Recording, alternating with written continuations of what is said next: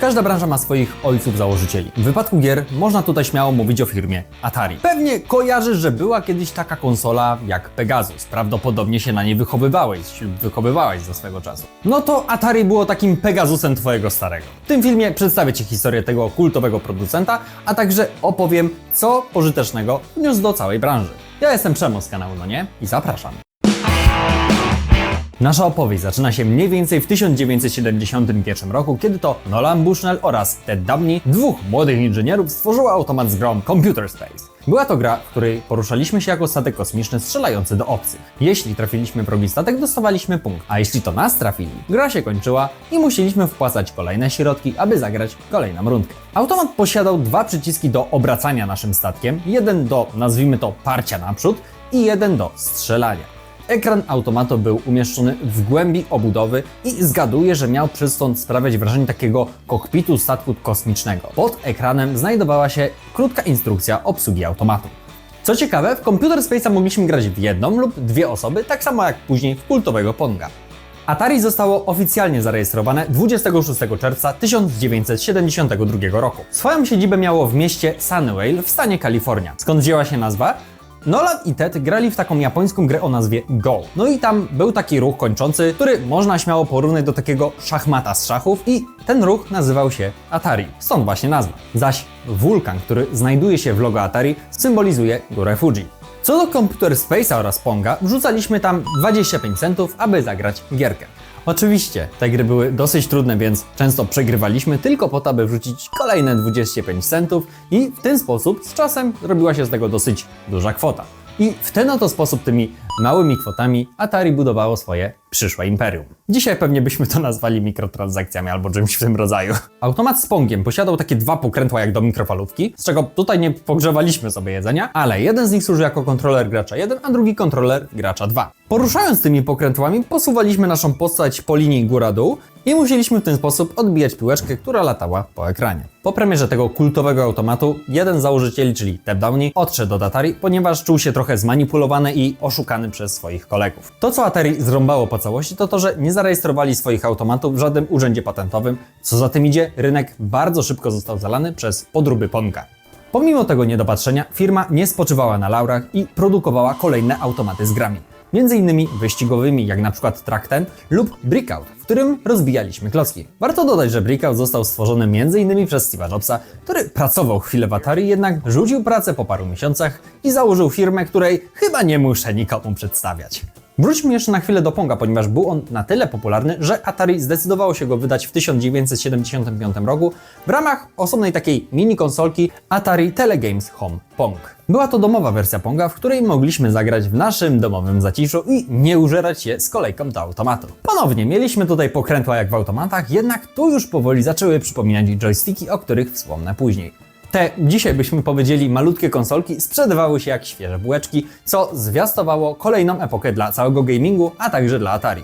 Mianowicie konsole domowe. W dalszej części filmu opowiem już tylko o konsolach, które wyprodukowało Atari, ale jako ciekawostkę Wam wspomnę, że poza nimi Atari produkowało również handheldy oraz komputery osobiste 8 oraz 16-bitowe. W 1976 roku firma zostaje przejęta przez Warner Communications, które jest częścią Warner Bros. I jest to początek zupełnie nowej epoki dla Atari. Okay, Atari, let's see your best pitch. You're out, Rose. I quit soccer to play Atari. W 1978 roku Nolan Bushnell zostaje zwolniony z Atari. W ten sposób żaden z ojców założycieli nie jest już na pokładzie firmy.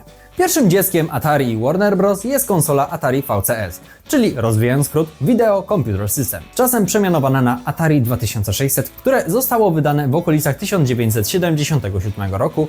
Była to konsola 8-bitowa.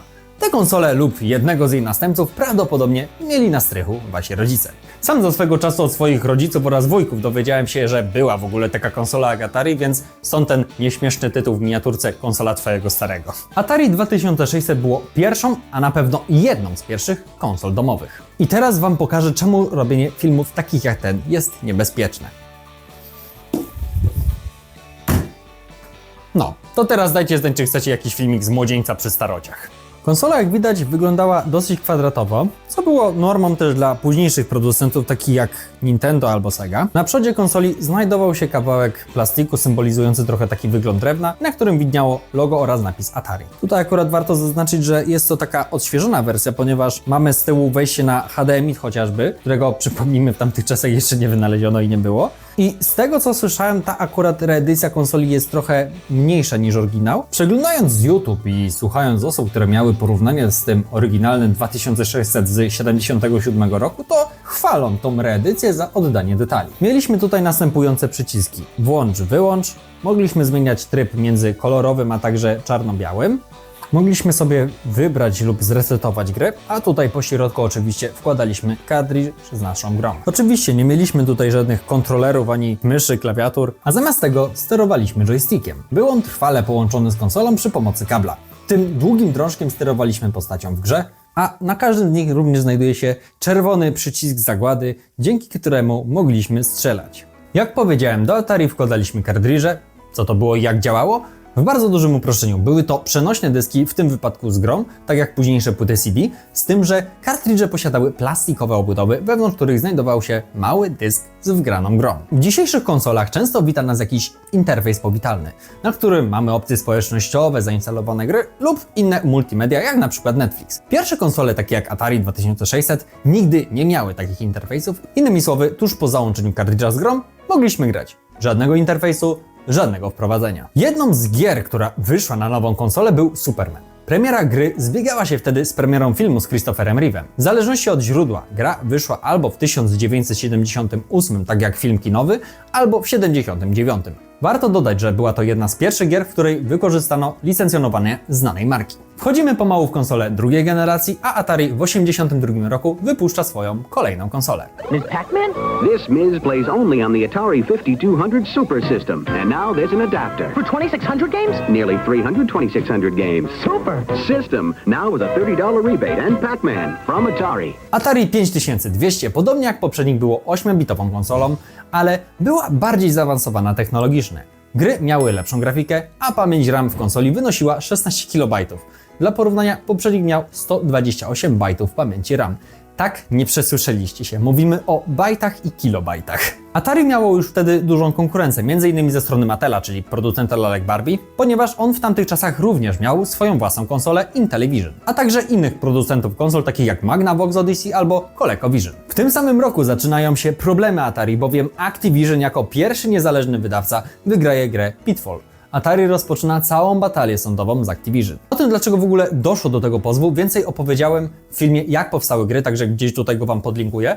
Atari przegrało batalię sądową, zaczęło popadać w coraz większe długi, a przez taki, a nie inny wyrok sądu, rynek zalała masa tanich, na szybko robionych gier, byleby tylko je komuś sprzedać. No bo teraz już można było.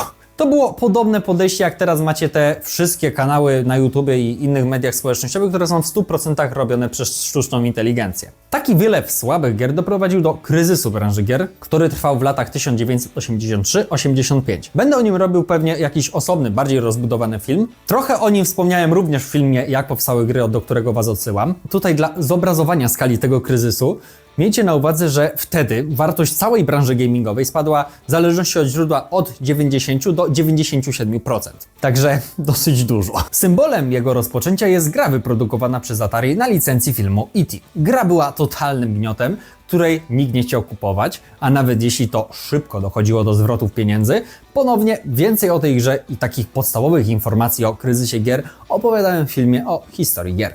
Po załamanej sprzedaży gier oraz konsol, Atari zostaje podzielony na Atari Games, odpowiedzialny za produkcję automatów, a także Atari Corporation. To drugie zostaje sprzedane Polakowi. Jack Tramiel był biznesmenem polsko-żydowskiego pochodzenia, który przyczynił się do wzrostu potęgi największego konkurenta Atari, czyli firmy Commodore. Teraz kupuje część Atari Corporation, która odpowiadała za produkcję konsol oraz komputerów i desperacko próbuje ratować firmę. 2 lata później zostaje wydane Atari 7800 i ta konsola pokazuje upadek giganta, jakim niegdyś było Atari. Przypomnijmy, że poprzednia konsola miała 16 KB RAMu, zaś ta nowa, wydana 4 lata później, raptem 4 KB, więc Na tym polu już widać, że był to totalny regres. Na premierę posiadała 16 gier, jednak już wtedy rynek raczej był dominowany przez Nintendo oraz jego NES-a, a w 1988 roku do wyścigu zbrojeń dołączy najsłynniejszy niebieski jeźdź świata oraz konsola jego producenta. Rok później Atari w desperacji wypuszcza kolejną konsolę o jakże skomplikowanej nazwie Atari XE Video Game System, którą w skrócie nazwano XEX. Mam nadzieję, że YouTube nie skojarzy tego skrótu z innym słowem. Nintendo has a toy robot, but only Atari gives you a keyboard for playing advanced computer games. Konsola znowu technologicznie odchodziła od konkurencji, na plus w odróżnieniu od poprzednika miała 64 KB RAMu. Szacuje się, że konsola sprzedała się w jakichś marnych 100 000 sztuk, a ostatnia z nich została wyprodukowana gdzieś w 1992 roku. Konsola przynajmniej mi przypomina jakiś stary odtwarzacz DVD.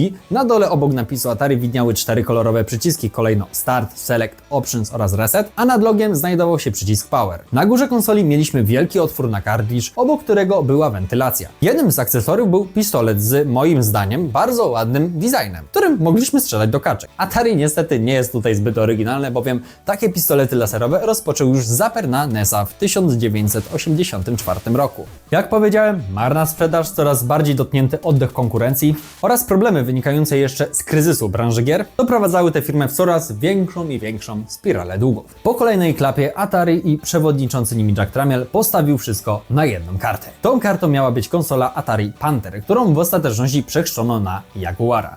Wyszedł on w 1993 roku, postawiono na agresywny marketing konsoli, która miała mieć 64 bity, więc nagle miała znacząco wyprzedzać konkurencję, która dopiero wchodziła w grafikę 32-bitową.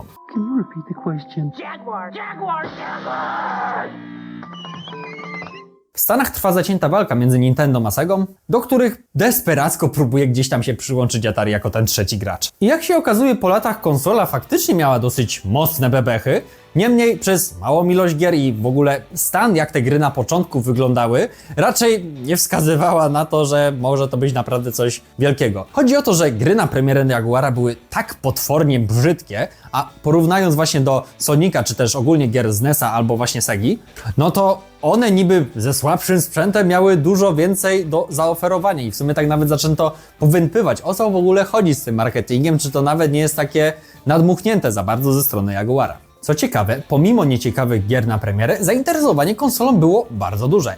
Niestety Atari, liczące każdy grosz, nie nadążało za zaspokajaniem popytu na konsole, a z niektórych obiecujących rynków jak Francja lub Niemcy zrezygnowano ze sprzedaży konsol. Popyt na konsole w Europie bardzo zaspokoiła Sega. W Wielkiej Brytanii, jeśli chodzi o Jaguara, no to sprzedało się może z 2000 sztuk, więc to jest bardzo marna ilość. Europejscy konsumenci, czując się olanymi przez Atari, po prostu wybierali konsole z niebieskim jeżem. Atari Jaguar dostał z czasem wiele must-have tytułów, takich jak legendarny Alien vs Predator, a także port m.in. Duma i Wolfensteina 3D.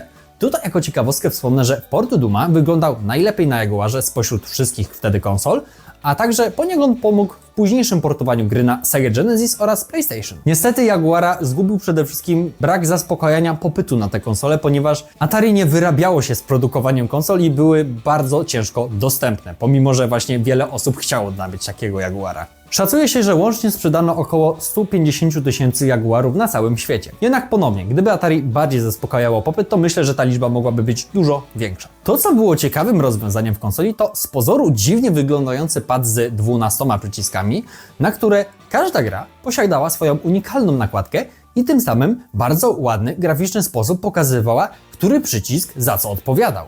W wypadku Duma pokazywał broń, na którą się przełączaliśmy. W 2003 roku Atari zostaje sprzedane francuskiemu producentowi gier Infogrames, który po przejęciu praw do marki sam zmienia swoją nazwę na Atari. Chociaż, co ciekawe, Atari do tej pory działa na rynku, to jest raczej już cieniem swojej dawnej chwały i nie idzie do wyścigu zbrojeń, w tym wypadku z Sony oraz Xboxem. Atari znalazło sobie małą retro niszę, dla której często wypuszcza miniaturowe wersje starych konsol oraz odświeża to, co było kiedyś, aby retro świry takie jak ja mogły sobie pograć w te wszystkie starocie. Pomimo niezbyt szczęśliwego końca, wiele zawdzięczamy Atari. Dzięki nim rozpoczęła się moda na konsole domowe, poniekąd przyczynili się do tego, że teraz każdy w zasadzie może od tak sobie wydać grę, jeżeli po prostu będzie miał na to pomysł i odpowiednie środki. Niestety nie poruszyłem tutaj kwestii komputerów osobistych oraz handheldu, bo wtedy ten film pewnie trwałby z 3 razy tyle, jak nie więcej. Jeżeli dotarłeś do tego momentu, bardzo Ci dziękuję i zachęcam do zasubskrybowania tego kanału. A jeśli chcesz, żebym robił więcej filmów takich jak ten, rozważ proszę opcję wspierania kanału. Bez tego jego rozwój nie będzie możliwy i tym samym nie będę mógł sobie pozwolić na